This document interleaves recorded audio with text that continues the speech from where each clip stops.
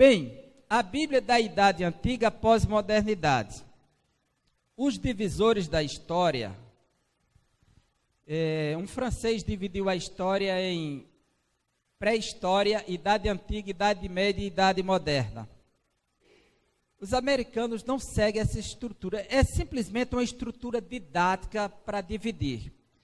Porque o termo pré-história, ele é estranho, porque história sempre foi história, independente. Porque antes da história, mas o que aconteceu antes da mera história? Essa é uma forma de ler a partir da revolução da escrita, então que eles vão chamar de história. Hoje, se concebe que as escritas que foram encontradas na caverna de Lascaux, na França, em muitos locais, não deixa de ser história. É um registro pré-histórico, mas é história, porque está registrado. Não precisava ser um livro como nós conhecemos para ser história, ou está em ordem alfabética o conteúdo. Era o bastante que estivesse escrito. A partir do momento que o homem registrou numa pedra, é história. Ele está escrevendo. Nós temos um sítio arqueológico em Israel, na região noroeste, que é na região junto ao Vale de Jezreel, que é do arqueólogo Israel Finkelstein. E ele chama o livro de pedra. O seu sítio arqueológico ele chamou o livro de pedra, porque as pedras falam. A partir do momento que há um registro, é história. Então, um livro de pedra. E por que eu busquei esse momento? Que nós precisamos conceituar de forma sólida o que é pós-modernidade, já que nós vamos procurar ler a influência da Bíblia e os desafios da pós-modernidade em relação às Escrituras. Então, quando se trata de pré-história, didaticamente falando, trata-se de um momento em que a escrita não tinha ainda sido definida. E, embora 3.500 a.C. surgisse a escrita entre os mesopotâmios, depois com os egípcios, os hieroglifos, a escrita cuneiforme, a escrita hieráutica, mas o que vai revolucionar é a escrita criada pelos fenícios, que é um alfabeto que vai validar tanto para os hebreus, toda a região dos fenícios, os demais povos, os gregos, a partir do alfabeto fenício, 1500 a.C. Então, antes, o que acontecia no processo histórico se transcorria na tradição oral, na oralidade. Tudo era passado oralmente. Nós encontramos a história de Abraão, Isaac, Jacó, dos patriarcas. Obrigado. A história dos patriarcas é todo um período da tradição oral. Todo mandamento que era dado era na oralidade. O direito de primogenitura não havia nada escrito. Era uma tradição oral que era passada e o filho tinha que respeitar. E esse código era internalizado, de sorte que nós encontramos um texto aqui no Gênesis, capítulo 26, na peregrinação de Isaac, que mostra como a tradição oral tinha o valor daquilo que estava escrito.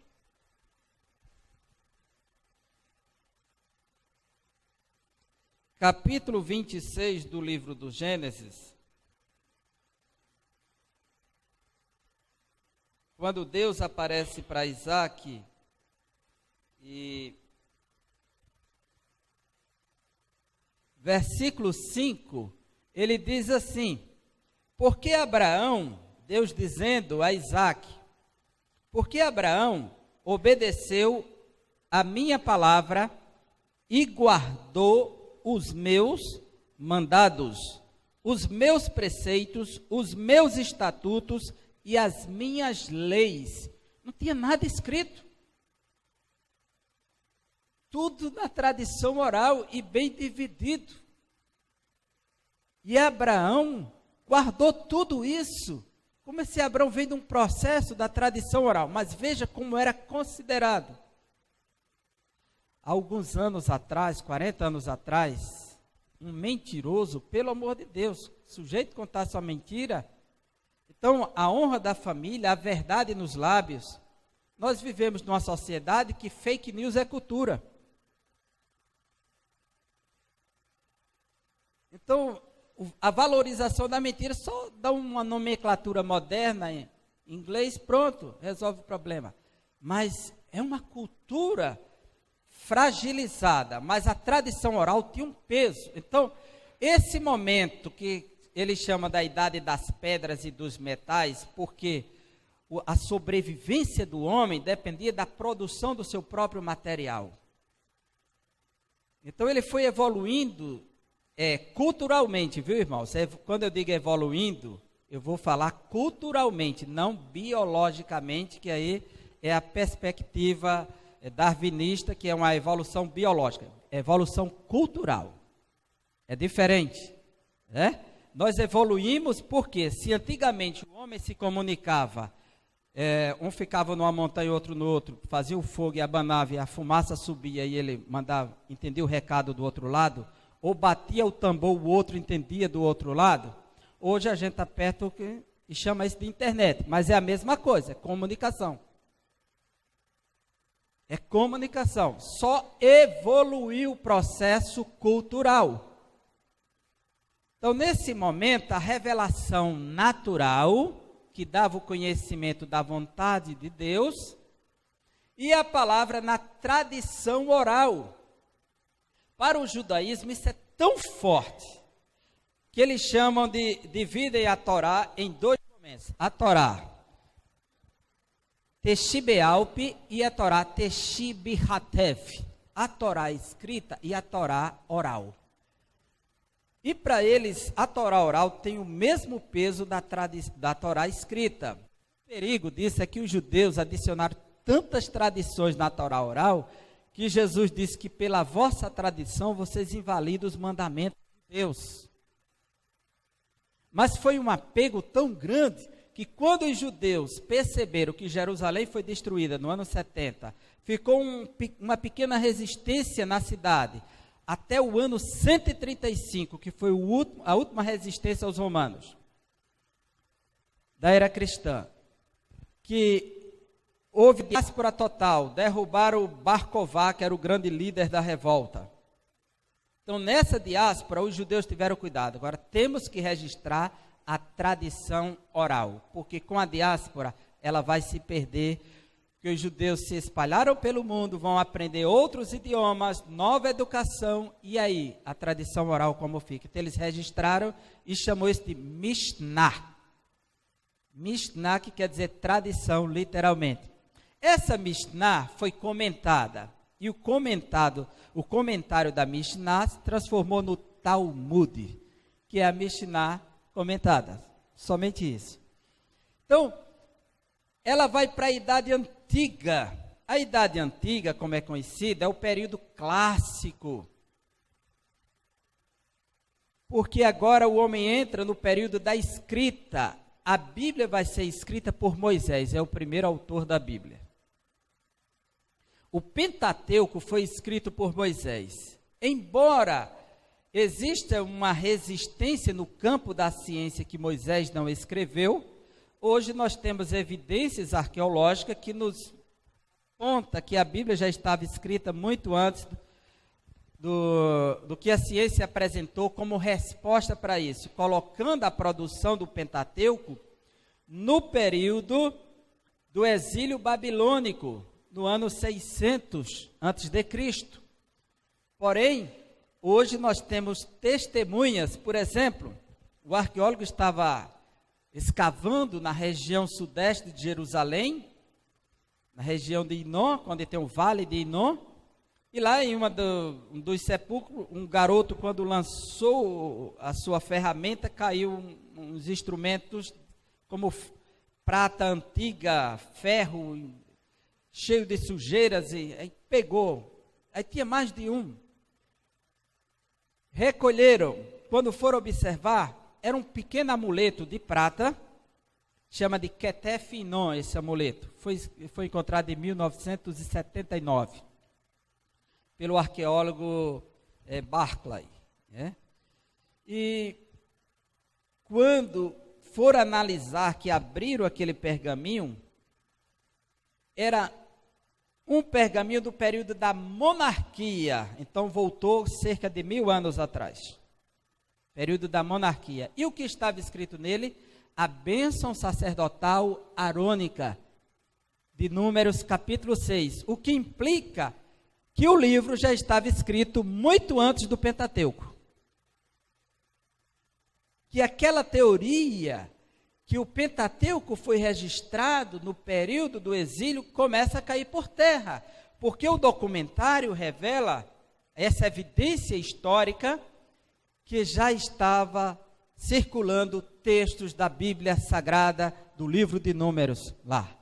Então, é assim que vai acontecendo. Então, esse período da Idade Antiga, que é dividido em Antiguidade Oriental e Clássica, porque concebe o desenvolvimento das nações mesopotâmicas e Egito, o crescente fértil, e a ocidental, que é o Império Greco e o Romano, que vai trazer uma grande revolução aí. Nesse período da Idade Antiga, começa o registro por Moisés do Pentateuco. E o Pentateuco ele foi registrado, irmãos, na língua hebraica. Aqui eu tenho um fascículo da Bíblia hebraica utilizada pelos judeus, que é a Stuttgartense, porque ela foi produzida na Alemanha, em Stuttgart, chama de texto Stuttgartense, é o texto padrão, que é utilizado para traduzir as nossas Bíblias. É dessa Bíblia aqui, a Stuttgartense. Essa Bíblia hebraica, ela chama de Tanar. Tanar é um acróstico, é uma sigla para essas palavras que estão aqui, Torá, Neviim, Verhatuvim, que é lei, profetas e escritos sagrados.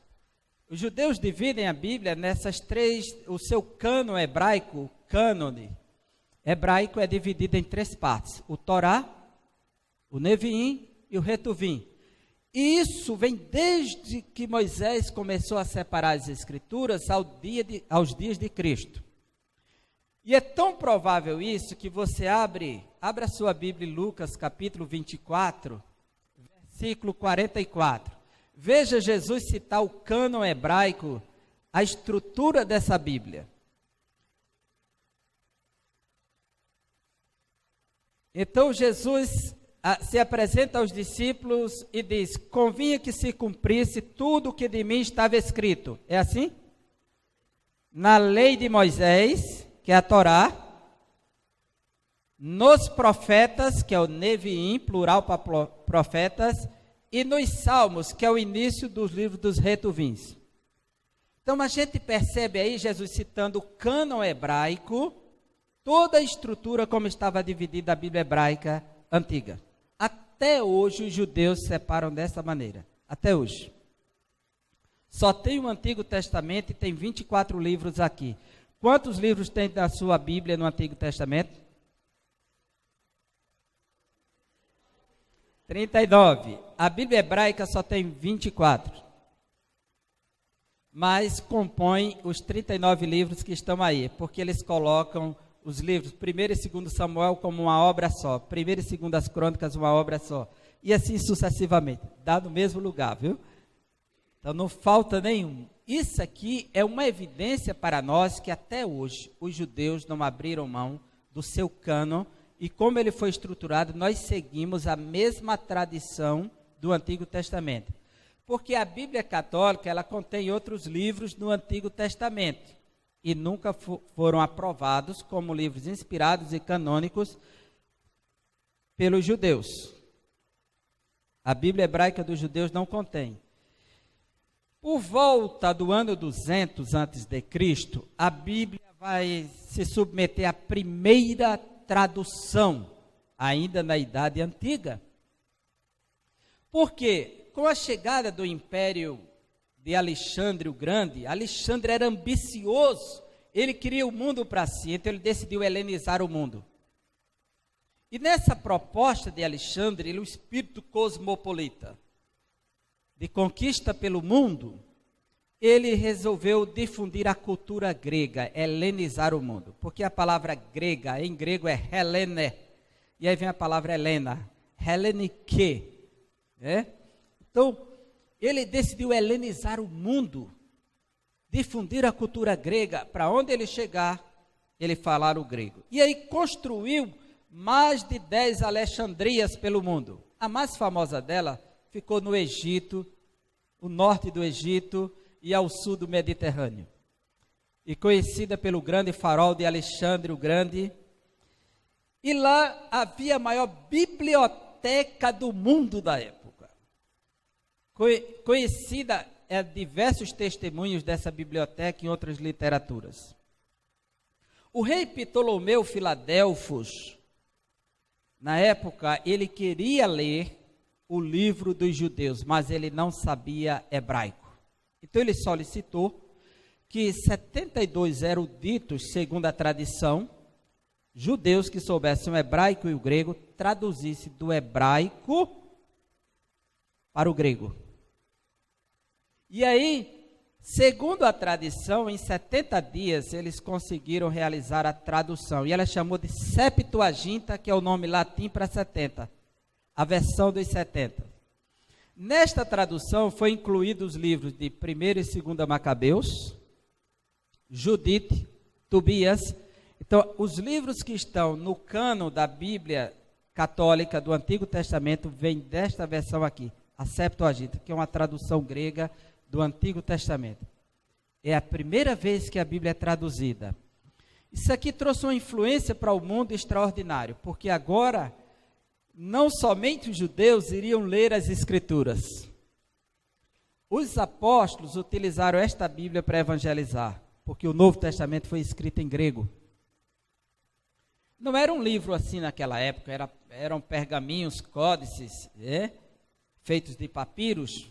Não eram livros como nós temos hoje, mas é ali que acontece esse processo histórico que vai revolucionar o mundo com esta língua. Porém, ainda no final da Idade Antiga, essa formação do cânon do Antigo Testamento e agora a formação do cânon do Novo Testamento por volta do ano 90. No final do primeiro século já está escrito todos os livros do Novo Testamento. Começou um registro por volta de 54, os primeiros livros começaram a ser escritos. Alguns atribuem a 49, alguns defendem que o primeiro livro do Novo Testamento a ser escrito foi Gálatas, outros que foi Tiago. Fica aquela disputa em relação ao tempo. Mas isso não é o mais importante é que eles foram escritos e estão nas nossas mãos. Isso é o mais relevante para nós, chegou até nós.